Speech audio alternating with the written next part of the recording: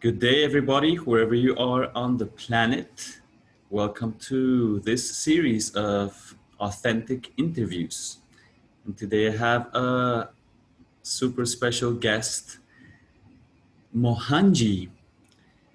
Mohanji is a world-renowned humanitarian who has dedicated his life to serving the world. Mohanji's life purpose is to unite the world with the highest values of love, kindness, compassion, and selflessness. He says that humanity is the best religion for humans, and the best practice is Ahimsa, or nonviolence in thoughts, words, and actions.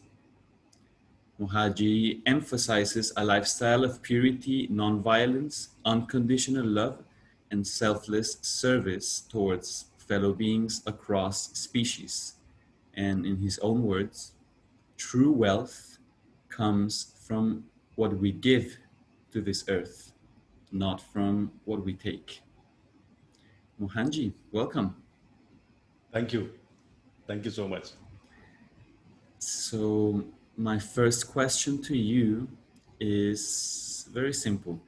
How do you feel good on a daily basis? The real wealth that we can experience is the contentment factor. And that's the root is acceptance. Number one, the most important thing is to accept ourselves.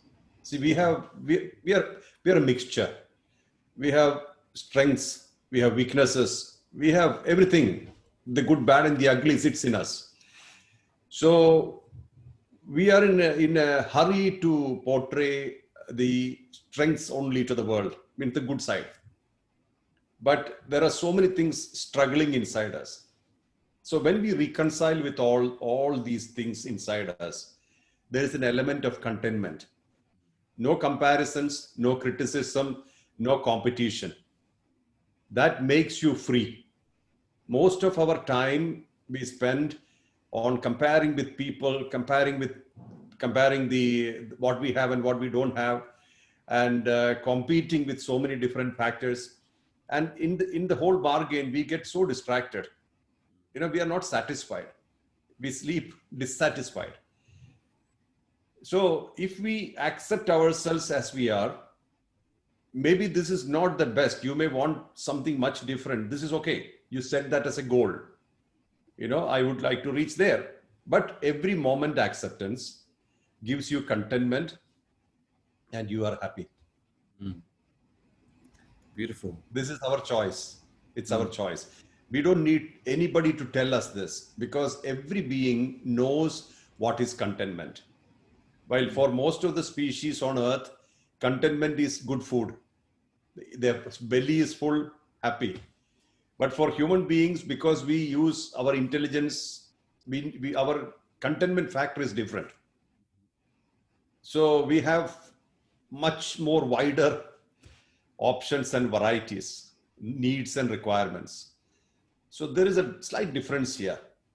And some of the binding factors are the socio-moral binding factors, which are based on some books or somebody's ideas, etc.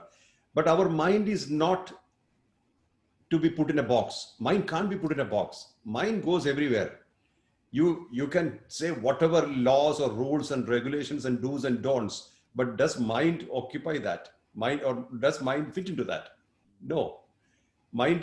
Everybody's mind is all over, scattered.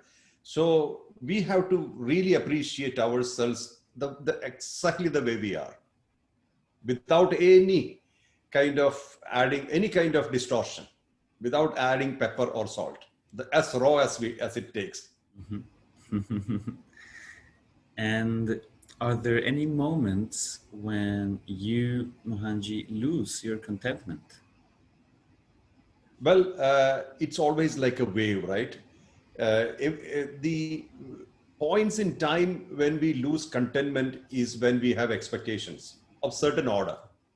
I have this expectation, like I expect to talk to you today. Just imagine the internet connection is not happening. So there will be a bit of disappointment then. That will affect the contentment factor.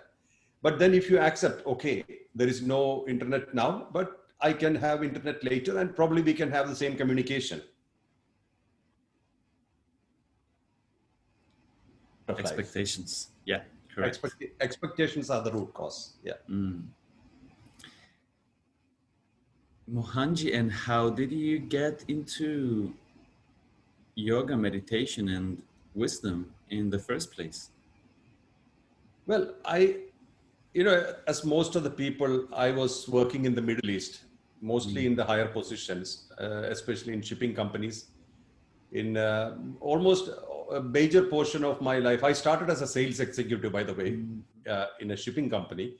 From there, I grew up to the position of CEO, like a divisional general manager and stuff like that. So most of my career was in the Middle East. Almost all, 99% of my career was in the Middle East. And I was busy with my work. We know you're also from Middle East. It's actually a mad rush. Before you realize it's morning, it's night. That fast life goes. So at some point in time, I started asking myself, is this exactly what I want in life? I understood what money can buy. I experienced many things.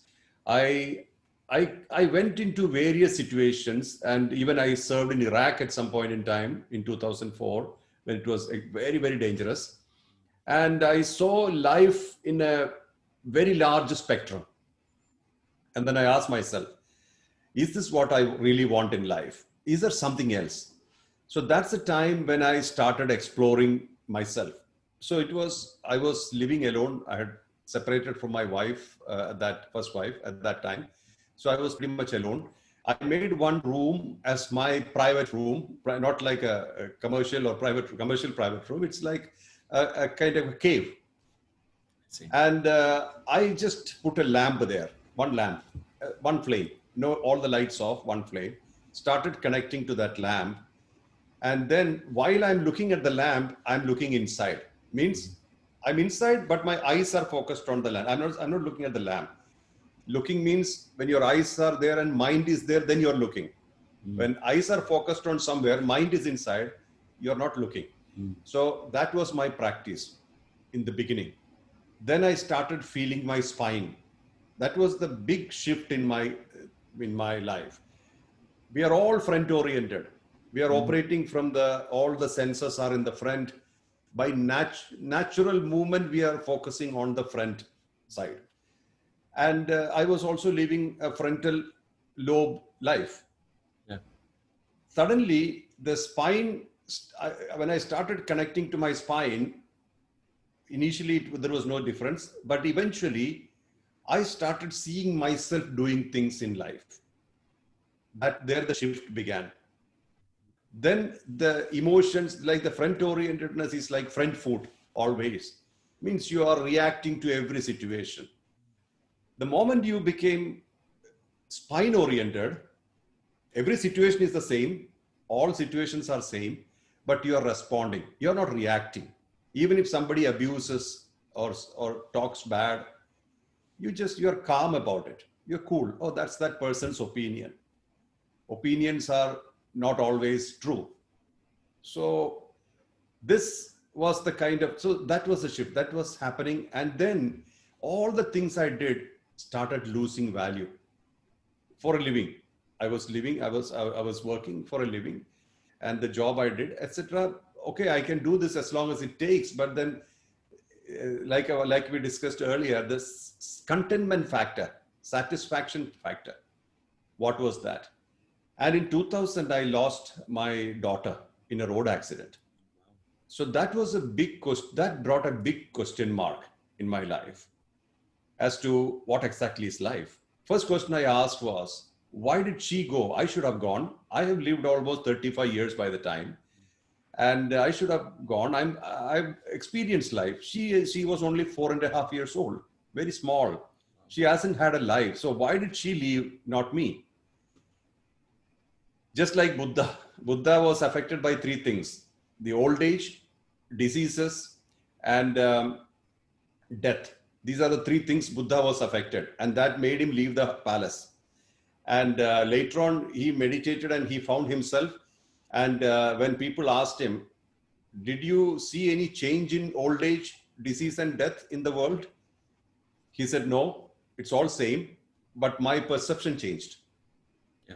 So this exactly was in a way when I started connecting to myself and understanding myself, assimilating myself, and looking at the world through the eyes of a different perception, it started changing. And then people started coming to me. I used to write. Actually, I used to write about why there should not be violence and some silly things. It's not great. Just some blogs. Whatever I feel like writing, I write because I was working. So when I get into a mood, I write something. But people started appreciating it. And those days there was this Yahoo groups. That was the main thing. Not like Facebook. We didn't have Facebook at that time. Yahoo groups, you can collect all your friends' email IDs and put together and write something. And I used to write in the Yahoo groups, various things, maybe 1 paragraph to 10 paragraphs.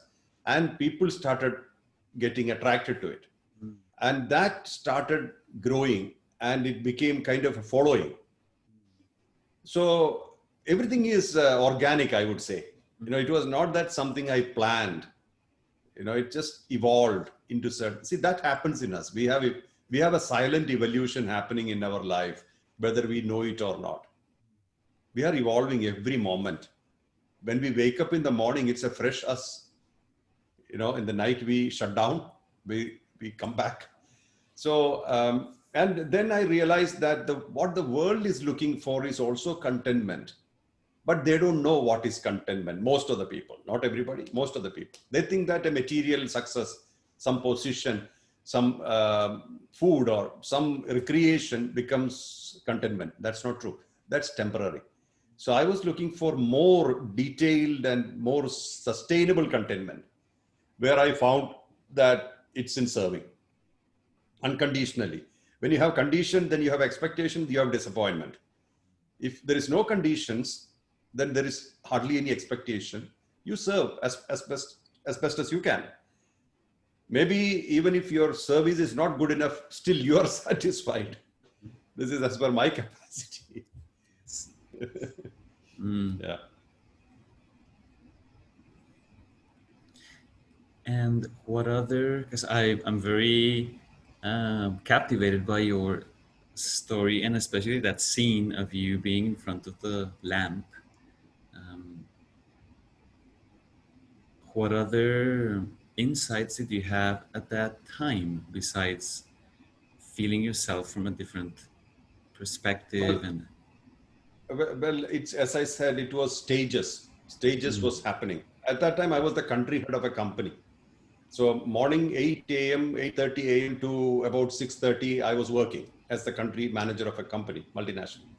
So I had, my time was 3 a.m. to 8 a.m. My time means, which I have not sold for money.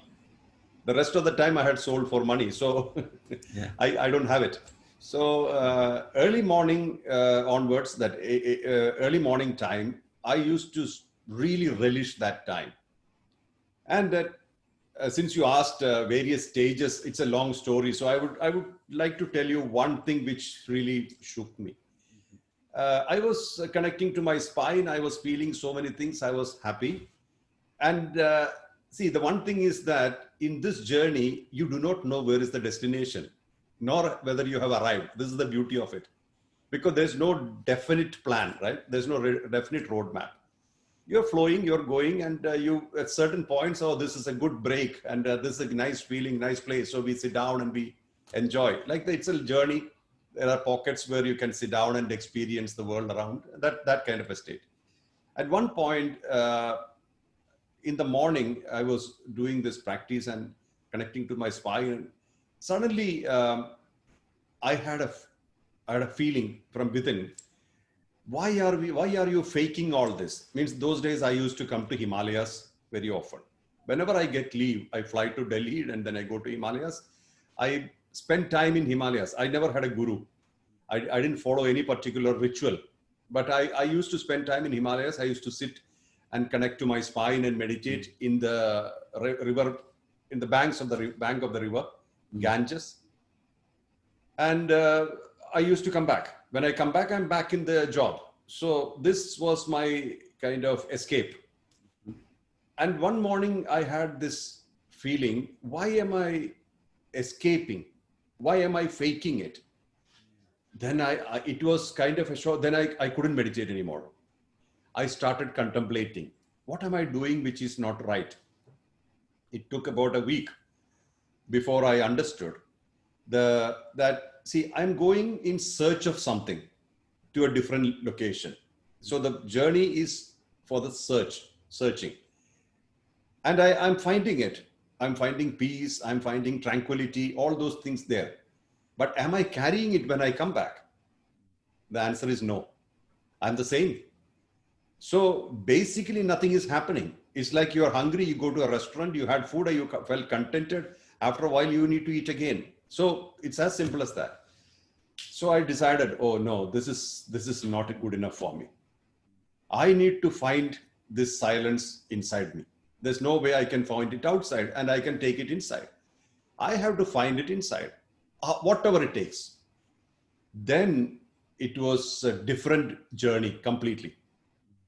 To find that silence, which is the source of all noises, means the soul of all noises is silence. For example, when sound ends, noise ends, it's silence. So I started connecting to the essence of noises. So what happens, you can only find it inside. So you start feeling the heartbeat, everything you start feeling inside. Oh, your whole body is like a universe. It is creating various things. So I spent enough and more time connecting to my body, physical body, and started experiencing various aspects of it. And it reached a certain level where I could see, I could feel that all the noises are far away from me. It's quite far away. I'm separated from them. This started, and it was a very rapid progression then. That means all the noises are away. And earlier I was another noise amongst all the noises. Then I started feeling started experiencing I'm silence amongst noises. If I choose, I can go to the noises, but not as noises, another noise, but as silence. So it took about 5 years to settle down in this silence perfectly. And it is not explainable. Means you are not affected by anything outside. You have no particular agenda, means something to achieve. Of course, my company had an agenda to make profit, which of course I have to do, otherwise they'll sack me. I was doing my job. Then third is that you have nothing to prove to the world. Because what you are is not provable. It's inside you. How will I explain it to people? You need no approval. This is another point. If the world likes you or dislikes you, world can only do two things. Whether world can like you either or dislike you. So both did not matter. And this approval, disapproval didn't matter. Nothing mattered. At that stage, I started feeling really powerful. Means then I started feeling freedom. What is freedom? If I needed one thing from the world, at least approval or appreciation or recognition or respect, that is a binding for me. So I broke all the prison walls of expectations of various nature, requirements of various nature, desires of various nature. They all broke away by itself. But it took about 5 years, 5 or 6 years, almost 6 years. That's when after that I started talking to people, and I wasn't ready. And it was really, even now it is really a violence for me to come to the world and speak to people. Because I always, when I look at a person, I see the silence within, not the sound or the shape or the position or the possessions. It's the depth of silence inside everybody. All people are same for me. So I'm not special. I know that I'm not special. I'm one amongst the whole thing. But I'm going to the society as silence before I was going to the society as a noise. There's a difference. So, as you say, it seems like it took you quite a while, 5 or 6 years, and as you say, several stages to reach that Yeah. point. Mohanji, is there a way that we can find that silence in our everyday lives in a more consistent, on a more consistent basis? Well, I think we are actually going through that silence every day when you are in deep sleep, when you are completely close to the whole world. See, the first is the waking state, the state of awake when you are interacting with the world outside. Then you are in the dream state where you are interacting with the world inside with the collected data, collect whatever we have collected over time. Then third is that we are neither interacting with the world outside nor interacting with the world inside. Then we are in a state of complete silence. So that state we already have, but that's unconscious time because we are not conscious at that time. So what we can do now is to be in the noises. I never recommend running away from anything because that doesn't work. You should not run away from any situations that life has brought for you. Go through every situation. There's nothing right, nothing wrong. But be in that situation and feel the situation rather than participate. Participate means, like, for example, you're sitting in the office, you have to do what you have to do. But feel that more. That it's like a continuous meditation. Means all the time you're sensing, you're feeling life more than doing life. The difference is doership, ownership of action, and witnesshood. That's the difference. So here you're doing everything, but as a witness, means it's happening through me. So that you're trying to get closer to your inactive silence sitting inside. Inactive doesn't mean that no activity. It's that it is not taking ownership of action. Like, for example, we have energy inside us. When the energy leaves us, we call our body a dead body. So this energy inside us is silent. It has no interest in any of your journeys, any of your experiences. But if that energy, we call it soul, we call it energy, we call whatever we want. If that goes away, we don't have the body or the experience. So like that, like the electricity, it is when it operates through a washing machine, it behaves like a washing machine. When it's through a refrigerator, it behaves like a refrigerator. But electricity has nothing to do with any of this. So that state of witnesshood happens to us. That state happens to us. And that's why sometimes, like I was talking the same thing in America. Somebody asked me that there is not enough time to meditate. I said, don't sit down and meditate. Make your life meditation. Just means you are being aware. Just develop your awareness. When you are speaking, be aware you are speaking. When you are looking, be aware you are looking. All this, if you are aware, means your mind is present and you are in the present, you are in now. Automatically, you will start experiencing that inner silence. Yeah. Being fully present. And when I think about that and how I experience it, sometimes I remember how I felt as a child, and I reconnect to my innocence, Yes. my inner child in a way. And I'm curious to know, Mohanji, what was your energy like as a child?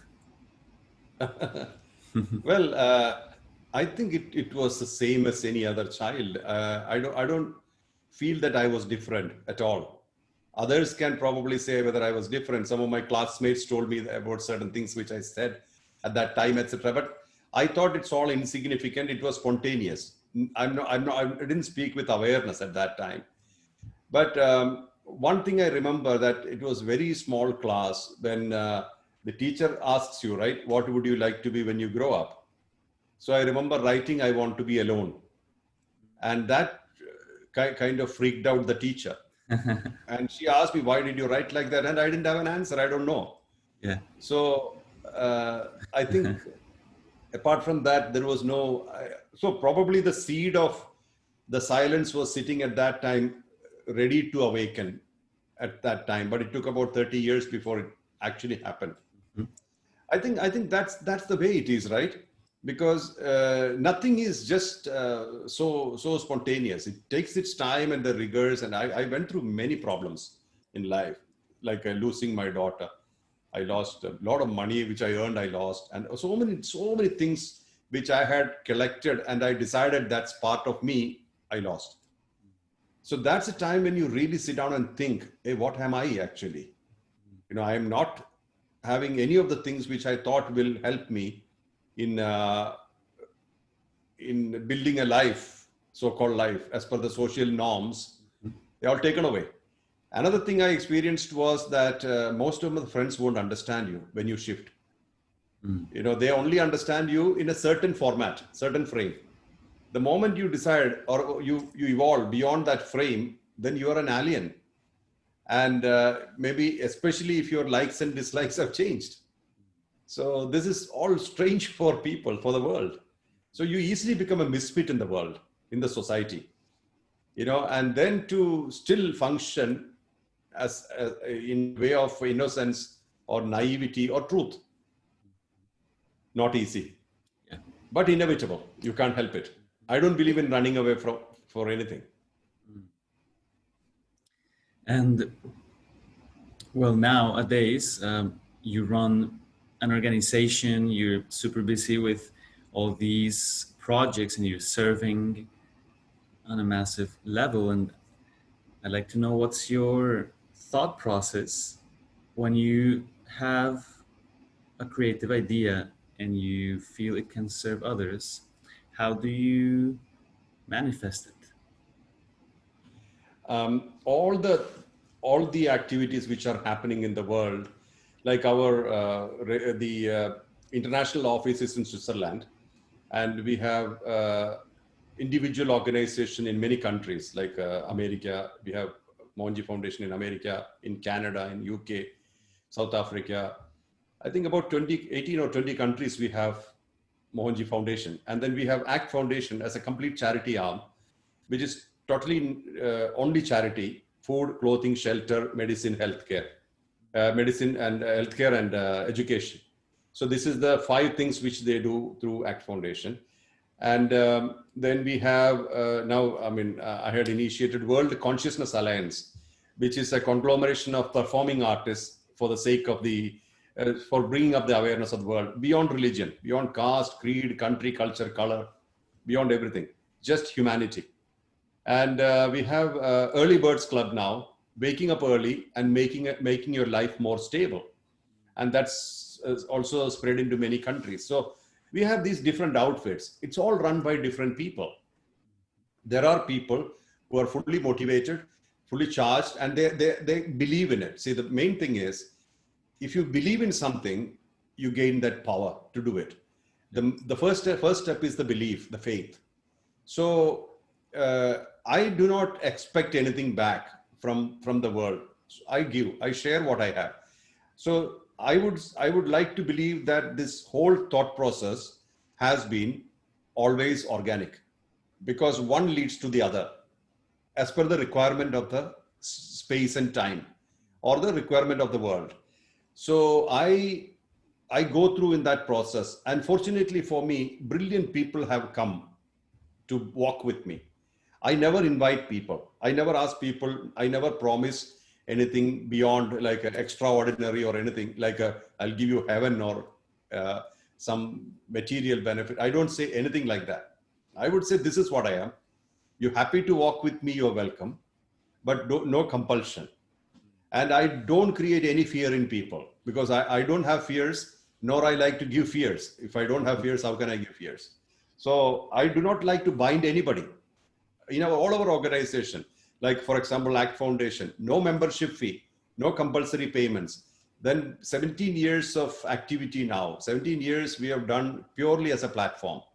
Means I showcase, there is not our people. I'm not directly involved in most of these things. The administrationally, it's all different people. We tell the world that there are certain requirements like this. Like for example, when I was in Dubai, we had this the landslide in Philippines, and lives were lost. Then we had tsunami in 2004. We just announced that this is happening and we are doing something. Immediately, we got about 300 people supporting us. In Lebanon, war happened. We supported Lebanon, the situation with medicines and surgery kits and stuff. So everything is focused on purpose, purpose bound. It is delivered, and then we do not keep funds like that. We accumulate funds, we do the job, and we disperse everything, and then we make it transparent so that everybody can understand what's happening in our platform. I think that's what gathered all these people, because it's all transparent and it is not religious. I don't believe in any one religion. I believe in humanity. Of course, I have my own faith and I follow certain things which suits me. I never impose it on others. So I follow certain guidelines, which is good for me, and I'm happy with that. But all my activities are pretty neutral. So all those things evolved organically, and it's really making a difference in the world. That's why I believe in one thing: if there is no transformation, there is no progress. So progress, or there is no activity. Activity should be transformative. Means people should feel better, higher, larger. We are stuck in various levels of lower frequencies on earth now, such as greed, insensitivity. We have corruption. Accepted corruption means corruption is okay. People kind of taken as opportunism. So many nepotism, so many different things are there, which people think this is the way it is. Absolutely not. The right expression of refinement is compassion, kindness, selflessness, unconditional love, and respect.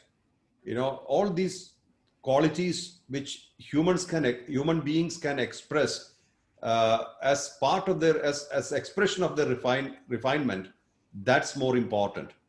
So this is what I'm telling people. We can make a whole world of difference by just love, by just compassion and kindness, just respect. So everything has to start from you, because you are the experiencer. You are experiencing the whole thing. So I bring people to that awareness that when you are creating it, you are experiencing it, you do the best for you. Don't go into the lower emotions like anger, hatred, jealousy, revenge, comparisons, competition, and suffer. Instead, bring yourself up to the level of compassion, kindness, sharing, and make yourself brighter and richer. And the secret of richness is also this, as we discussed, the contentment factor is when you share, you feel great. You are expanding. You can only share what you have. So you share whatever you have, not even money, even time, love, skills, anything you have in abundance, you share. And when it brings people up, when it brings brightness to people, the whole life becomes brighter for us. So we can be like great sons of life. It's UN. Yes. And of all the amazing projects that the organization is involved in at the moment, is there one in particular that excites you about right now? People. The people. But my inspiration is the transformation of the people. I feel that life is worth when people transform. See, people have, not all people have been kind. Sometimes they are very bitter, and sometimes they expect a lot, and if they don't get it, then they blame you, they criticize you, judge you, they do so many things. And I try to provide whatever I can for the world. I don't say this is not okay for me. I flow like a river. So anybody or everybody, I give whatever I can. So my benchmark for myself is that I don't want to deny anybody.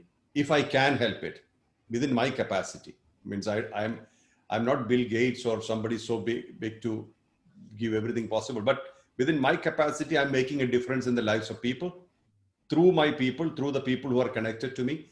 So that transformation, that contentment of people, for me, people means beyond all species. I look at every being as people, because they have personalities. A person, like an insect, a bird, animal, any species you take, They all have personalities. If we look closer, you will know. So I look at everybody as people and I respect them as people. So when I see contentment, like for example, in our house, we give food around the house. I mean, we offer food. So birds come and eat, then squirrels and various beings come and eat around this house. So that makes me happy because they go contented from here.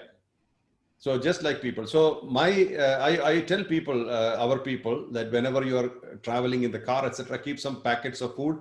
So you see some people without food, give it to them. That makes you feel good. The journey is better. Life as a journey is better. So this makes me happy. When people really, really make a difference in the world, why their life? That's it. Yeah. In our capacity, we don't have to make a huge plan, just a little bit every day. Yeah. Simple, purposeful Yeah. acts of service.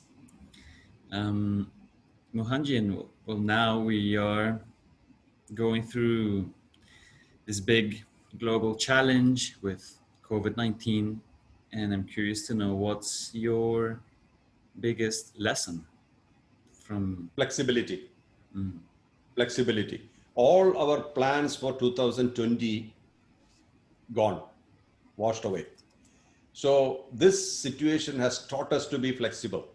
Second thing second thing I observed this time is that many of the things which we thought as extremely important became not important at all in life, especially some habits, some materials, some places, which was very important at one point in time became completely not important in this time. Third is our connection with ourselves improved. We finally started sitting with ourselves. See, the only person whom you need to be introduced properly is you in this world.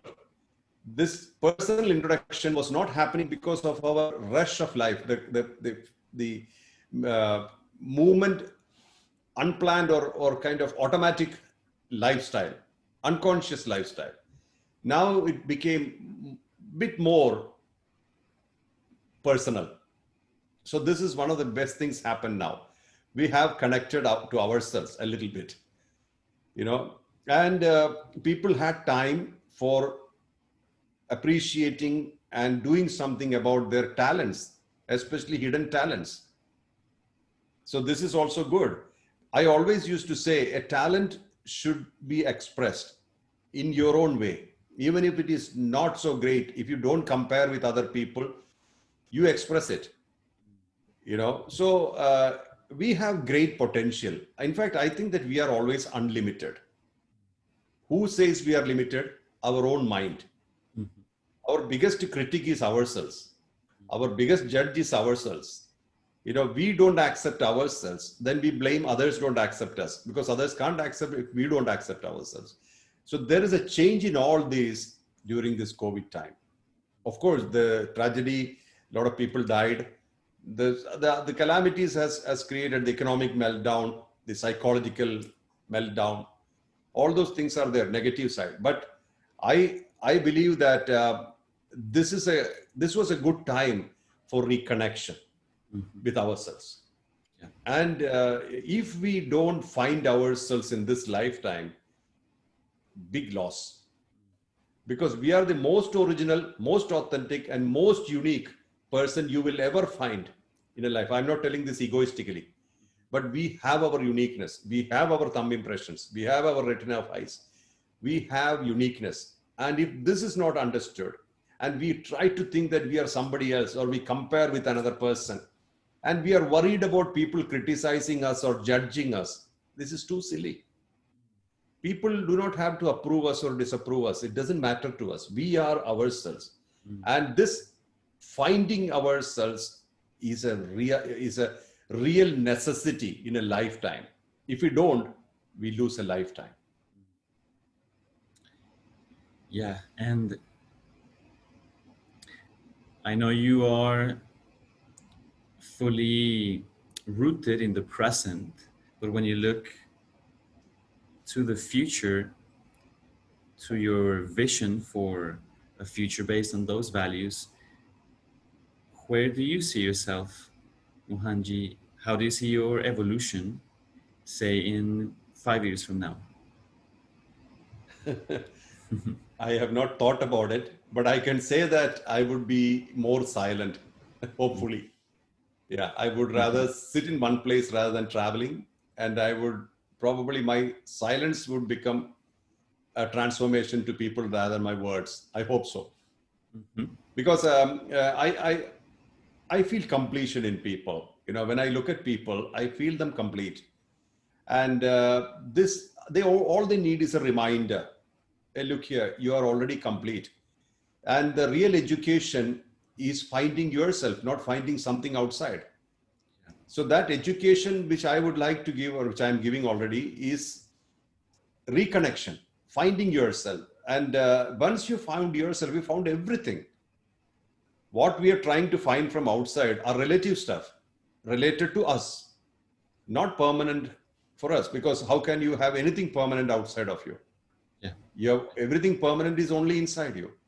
So if that is understood and that is connected to, you're done. You reached your destination. So I think I can deliver it through my silence rather than words. And I think I have delivered a lot of noises already to this world. So probably now it's time that I sit quiet and then let the world experience the silence. Eventually, I have, Yes. I mean, I'm not saying that this is my agenda as of now, but I have not made any agenda. I didn't think about future. Interestingly, one person asked me, it was a journalist who's actually doing a book, I think, about 10 modern day spiritual masters. So he chose me as one of them. And see, when people say spiritual, it's sometimes people immediately equate it with religion. Spirituality is not religion. Religion is a roadmap. Spirituality is about you. Yeah. So spirituality is always about us. So I believe in people. I believe in ourselves. I believe in myself. So he asked me the question, what would you do if you die? What would be the last thing you will do if you die tonight? Means if I'm going to die in the night, what would be the last thing I'll do? I said, I'll sleep. This thing that we have to do so many things is an illusion. The world was existing before us and the world will exist after us. Yeah. In this patch of life, patch we call as life, we should don't have to have the false feeling that I'm running the show. Yeah. I'm put here to as one of the mouths to express something. If my expressions are good for the world, they will take it. If my expressions are completely useless for the world, they will reject it. As simple. And I don't have to prove anything particular for the world to accept me. It doesn't work that way. Yeah. If somebody choose not to accept you, they will not accept you. If somebody choose to accept you, whether you like it or not, they will accept you. So life is very, very simple. So you got to be, yeah. So I don't really create much plans for the future. Mm. Okay, Mohanji. So as we come to the end of our interview, I just have one final question.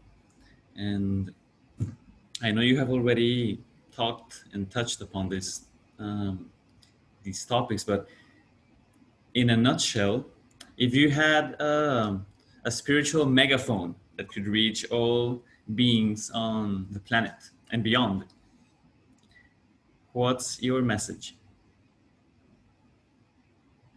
Whatever you're looking for is already inside you. Whatever you're searching for is within. Just find it. Take your time with yourself and find it. Beautiful. So, Mohanji, thank you so much for your time Thank you. and for your Thank you, Daniel. wisdom. I feel very, very fortunate to have spent this time with you. And Thank you, Daniel. It's my pleasure. It's really my pleasure. I wish you wonderful. great success. I wish you great success, great contentment, stability, peace, and let your words reach a lot of people. Thank you. Your show reach a lot of people. Thank you so much. And may it inspire others. Thank you. All the best.